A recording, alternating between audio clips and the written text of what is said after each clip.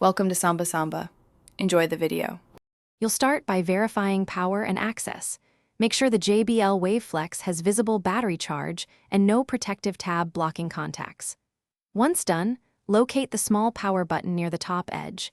Its recessed shape prevents accidental presses. Press and hold the power button for about 2 seconds until you see the LED light flash.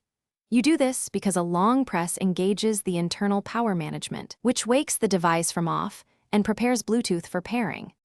Once the LED flashes, your speaker is broadcasting its presence. A steady light means it's on but not discoverable.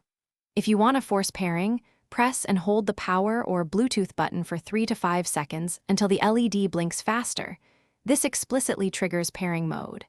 Then open Bluetooth on your phone or laptop and select Jbl Wave Flex from the list. You do this because explicit pairing ensures a secure connection and prevents the speaker from reconnecting to a previous device unexpectedly. After pairing, play audio briefly and confirm output is routed to the Jbl Wave Flex. Adjust volume on both the source and speaker. If the speaker doesn't respond, try a reset by holding the power and Bluetooth buttons simultaneously for about 10 seconds. This clears pairing memory and restarts the system.